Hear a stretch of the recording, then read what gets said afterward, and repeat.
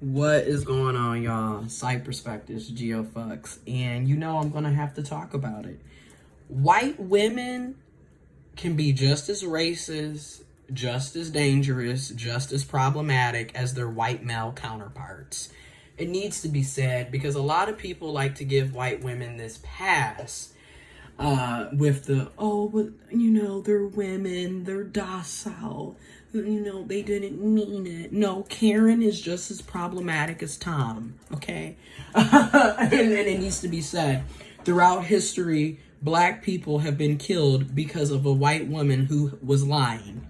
Okay, white women have lied about being sexually raped and assaulted by black men for centuries, leading to black men being hung from trees, burnt at the stake, literally hung, tarred, beaten, genitals cut off, tongue cut out, throat slashed. And granted, mind you, black women have also been hung from trees. Literally, a black woman was hung from a tree and had the fetus of her unborn baby cut out of her and hung from a tree because of a white woman. Okay, so I just want to throw that out there. Going back to Emmett Till, 1955, was literally accused at whistling at a white woman and was literally pulled out of his house at night by white terrorists, white supremacists, beaten, shot, tortured.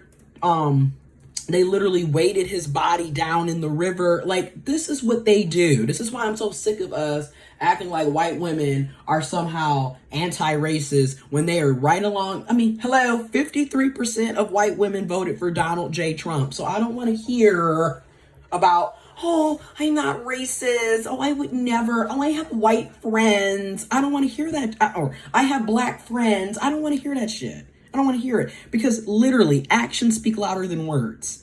Here we go again. We got another white woman who's sitting up here doing her typical white woman tears. Can sit up here and be all big and bad, but when it's convenient, let me call the police. Let me play damsel in distress. Oh, there's an African-American man here threatening me and my dog. In the meantime, the entire video, you're sitting up here choking your own dog out. Literally choking the dog, dragging the dog. The dog is barking because it's in pain from being choked by its own stupid white female owner. Call it for what it is. And now you want to sit up here and play this typical Karen shit. Oh, I'm not racist. I just felt like my life was in danger.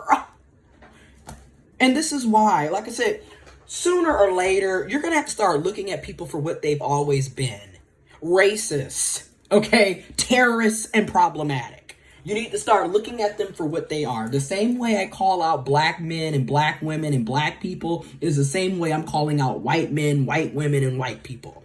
Everybody gets called out on this channel because I'm sick of it.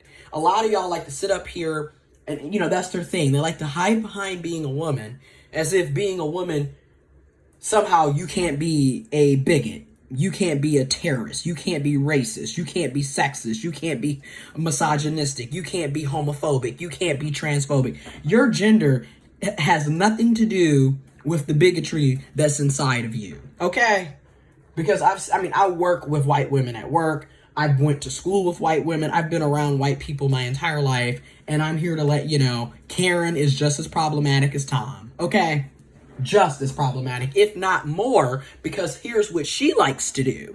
She likes to play this damsel in distress shit. That's why, if you notice, especially for black women, black women and black feminine people, you know how it is with white women. You know you can't trust them, okay? You can't have no full, authentic relationship conversation with them because they will literally use every little thing you say and do against you later on while sitting up, cheers, smiling in your face. In the meantime, going behind your back trying to get you fired at the job. Okay, this is what they do. This is why I said, honey, please. If you really sitting up here trusting these folks, you are putting yourself in a dire situation. Because it never fails. In the workplace, Karen will do what she has to do to protect herself. Ultimately. And if that means throwing your black ass underneath the bus, then so be it. Because that's what Karen is going to do. Again, a lot of y'all won't believe any of what I'm telling you and what others are telling you until you go through it yourself, until you have your own lived reality, your own lived experience with it. And that's unfortunate because a lot of y'all are buddy with Karen and Tom, and Karen and Tom they're just waiting on the right moment, honey. The right moment to get rid of your ass. Okay, to say or do something that's going to be detrimental to you and your well-being.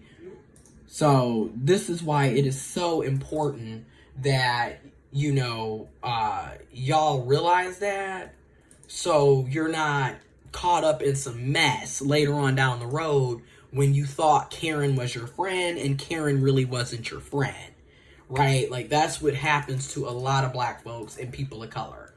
And again, when all else goes down the drain, their favorite go-to thing to do is to play off like they have been abused, attacked, they're in danger. All of a sudden they're crying, they're red, they're hyperventilating, they are threatened, they don't know if they're gonna live. The minute those white tears go out, now all of a sudden you are seen as being this vicious, horrible, aggressive black man, black woman, black person. And guess what? The police are coming, or some other white male savior is coming. And when they come, more than likely, you're going to get shot. You're going to be tased. You're going to be beat. You're going to possibly end up gravely harmed or dead. And this is Karen has a history of doing this. Check her track record. Okay, we can go back to Emmett Till. We can go back before Emmett Till. Okay, Emmett Till was in 1955. It is now 2020. So, again, Karen has a track record of doing this. And every time, and my thing is, once again, whether it's the police brutality, whether it's a white man, a white person, or a white woman, doesn't matter. The shit is on camera.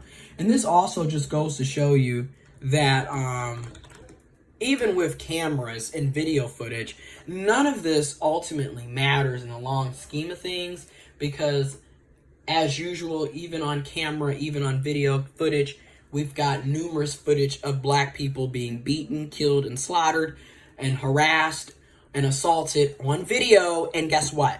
Nobody's going to jail, no grand juries, it's hard to get a lawsuit, no one's ever really being held accountable. It's just on video, and then it's just another video of black life being threatened or killed. And it's just shared around like it's a collection, oh, I got this new video. And it just keeps desensitizing folks. Like, how many times are you going to see Karen and Tom being terrorists, domestic terrorists, and never be held accountable for what they're saying and doing? How many times are we going to see the same video footage? It's just really, really becoming to be, it's annoying. And at this point, why are we even sharing the videos if you're not going to get any justice done? What's the point? So I'm just making this video to say, white women, white feminine people are just as guilty, just as toxic, just as dangerous, just as racist, just as problematic as white men and white masculine folks. You've been warned.